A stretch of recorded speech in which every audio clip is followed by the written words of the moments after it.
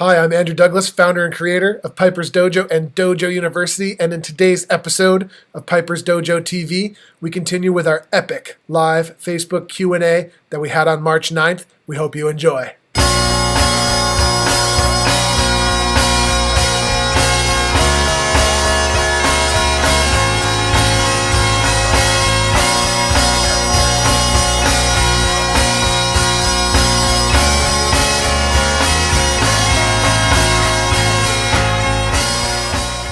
So, let's go with Jennifer's question. She posted 4 hours ago. Let's see, I haven't even read it yet, so I hope she's not making fun of me or anything. My high A is consistently too flat. Every read I get is the same. The rest of the scale will sound great, but the high A, except for the high A, but it will sharpen a bit as you play. It's just kind of consistently flat. I have one read sounding good after slicing a hair off the top, blah, blah, blah, etc., etc. For now, I've sunk the reed a lot and taped the rest of my chanter. Okay, so this is a good question. And listen, it's very common to have a flat high A during the winter. Okay, and you have to follow me a little bit here. But what happens is if a reed is really dry, which is very common during the winter, especially in our part of the world, and Jennifer, you're even further north than me, things get very, very dry. And, the dryness of the reed causes the, bottom hand notes and definitely the high G as well to be quite sharp. And then in order to mitigate that sharpness problem, we end up raising the reed. But of course, when we raise the reed, the high hand gets affected quite a bit more. Like we call it the graduated tuning effect here at the dojo. And so anyway, blah, blah, blah, push comes to shove. High A's are typically quite flat in the wintertime especially. So before you jump to any radical conclusions, definitely take that into consideration. And what happens, Jen, is not so much that the high A will sharpen up over time.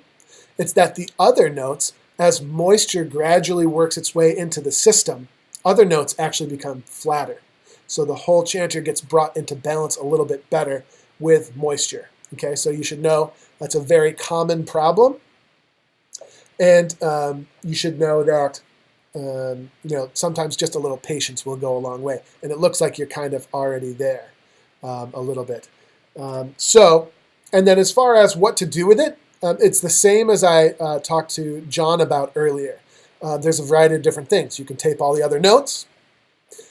If it's constant with every single read that you play and you're sure that it doesn't have anything to do with just dryness and moisture not being in there, right? Then you can explore the concept of drilling out that note. Just remember, anything you drill, you can't put that back on. That's the danger of drilling. And the beauty of tape is you can move that all the time, and the worst case scenario is you get a little sticky residue there, and that's about it. So food for thought there for sure. Okay, and it's one of those questions that there's no answer to, but that's all the logic that goes in behind it. Let's see here. Okay, I'm going to scroll down through more Facebook questions. Actually, I have a Twitter question from Riley. How about I go to that next? How long should your blowpipe be, and what size bag should I play? You're about 5'9". So the answer to that question is, here's my number one answer. Here's my best answer, which is there's never going to be a specific length that you can prescribe to somebody who plays the bagpipes. There are just too many different possible postures and comforts and body shapes and so on and so forth, right? There's so many variables. So here's what I would recommend that you do is try other people's bagpipes. If you're a germaphobe, which I'm not, but I know people that are, get some of those alcohol, disinfectant swabs that the doctors use, grab a handful of those, head over to band practice, and then ask people, if you mind if you try their instrument to see how it feels.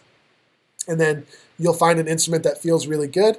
And that's how I generally like to figure out what size pipe bag I need, what length blow stick I need, so on and so forth. Also, what sort of tie-in, for those who play hide bags, what sort of tie-in job that you need, what arrangement of the stocks.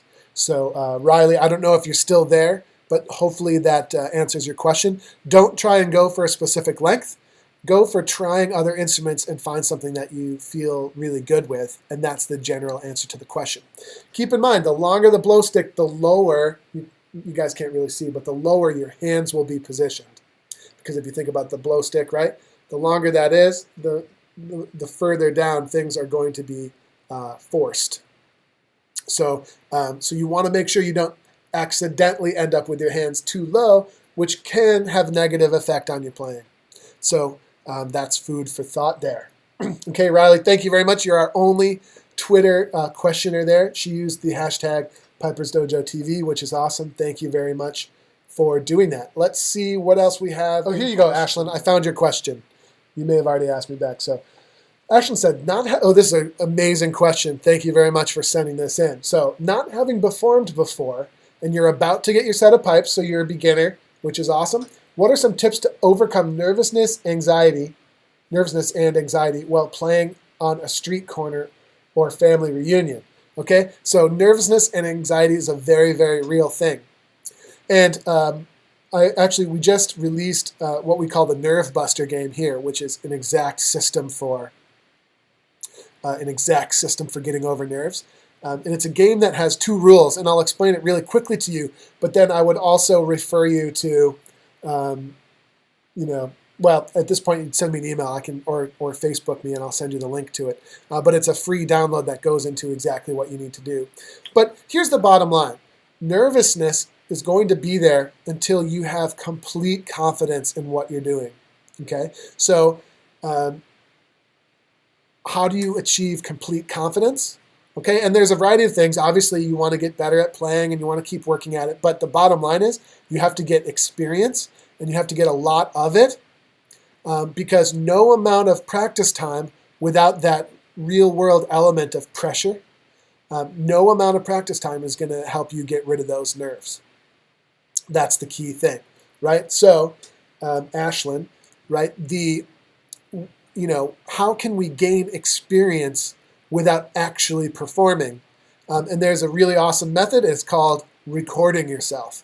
So what you want to do, and you can start today with your iPhone or smartphone, and you can just press the record button. And then moving forward, you want to get a recorder that is designed to create high quality recordings. And you can generally find a really good recorder for under $100 on Amazon that'll really work well for you.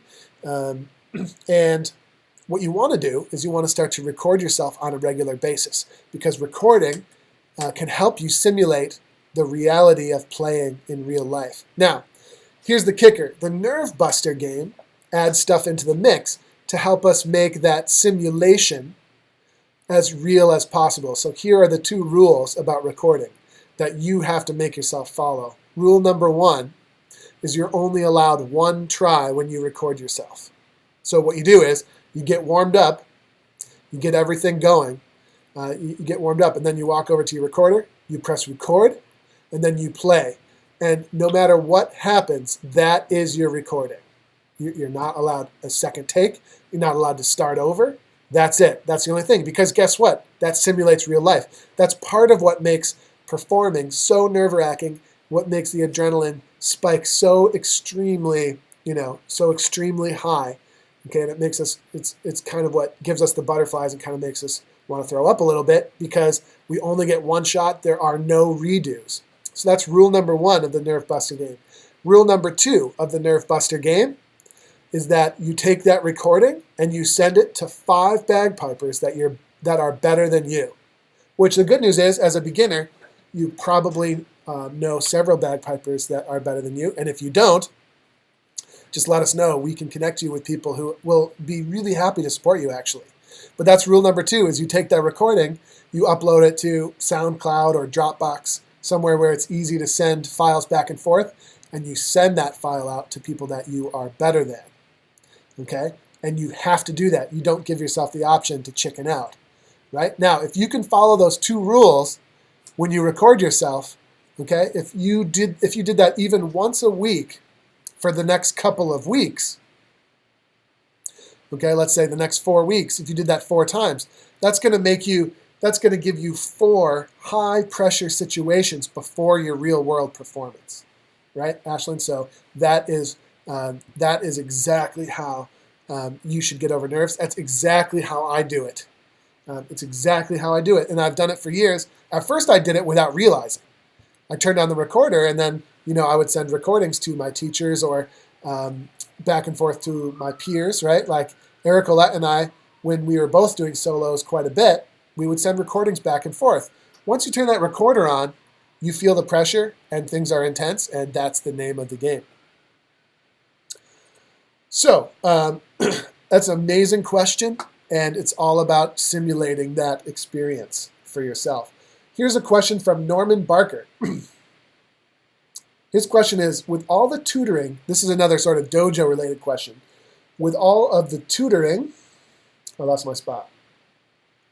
With all the tutoring you get from Piper's Dojo, is it still necessary to have a one-on-one tutor as well? So here's my opinion on this, is that one-on-one lessons, in my opinion, which is, going to differ from other people without a doubt. But my opinion is that one-on-one lessons are completely overrated unless you are absolutely as prepared as possible, right? So here's the problem that I have with one-on-one lessons is what will happen is you'll get into a weekly rhythm, and some weeks people will have time to practice and other weeks people won't. Sometimes they just kind of, especially younger students, will tend to kind of blow things off altogether, which can be really frustrating.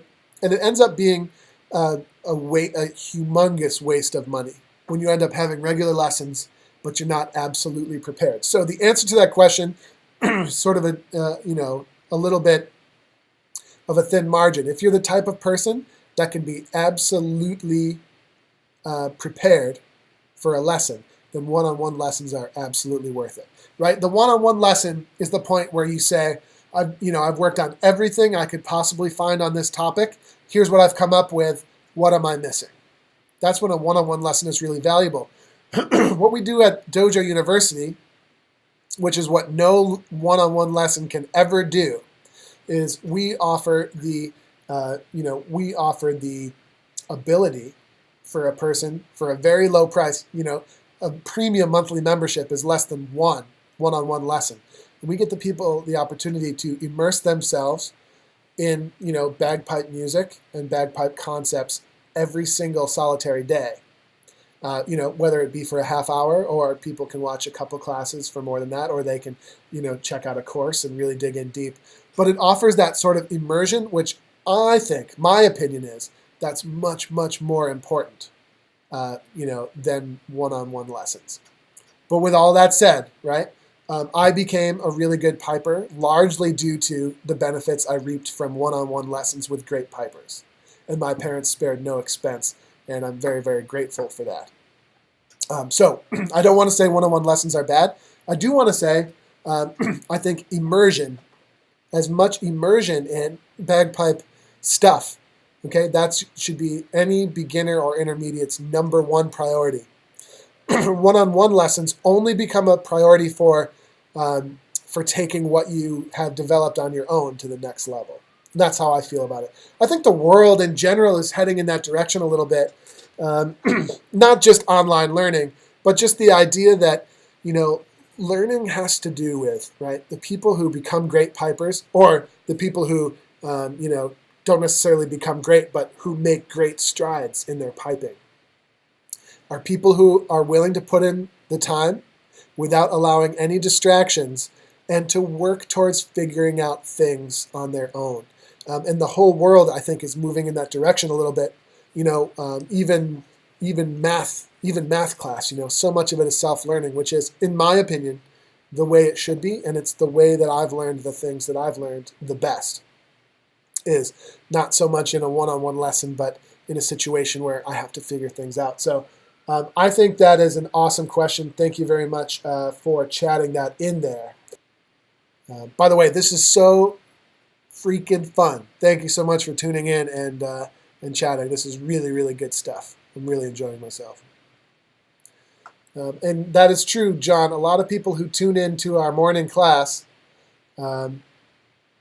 we'll find that working sort of in a group, in a supportive group, we're a very supportive crew there, it's better than a one-on-one lesson.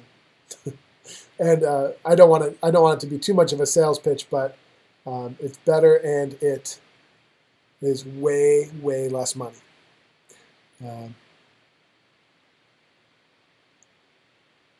Okay, Ashlyn says, what is the minimum time I can practice every week? I say minimum because I have 3 kids. Amazing question. I have 1 kid, but I also have a business and a family, and I want to play golf, and I want to watch House of Cards, so I'm totally with you, right? Like, I have stuff, and I think this is just basically how much should I practice as an adult person with responsibilities. So my answer to that question is do what you can, okay? And it's much better, it would be much better to practice 15 minutes every day than it would be to practice 3 hours once a week, right? So in real life, we don't have a lot of time, so I would recommend, trying to do a little bit every single day. Here's a couple more thoughts on that.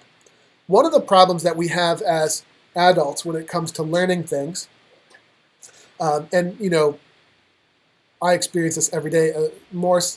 I'm less often taking lessons as I am, practicing and trying to get recordings in and listening to myself. But the biggest problems we have as adults is not the amount of time that we have. I believe this very strongly. It's not the amount of time that we have. It's the fact that we are not focusing during the time that we have. So when is the last time you sat down? And, I could be wrong, but I'm pretty sure for the most part I'm right here, which is, when is the last time any of us sat down to work on our piping or anything else where all of the Facebook was turned off, the computer was out of reach, the TV was off, the door was shut, the phone was not even in the room with us, so that we could actually sit down and focus on a specific task, like memorizing a tune or working on our technique. That's the number one thing, right? So if you could find 20 minutes a day, every day, with 0 distraction, you'd be amazed how much better you got and how fast you got there.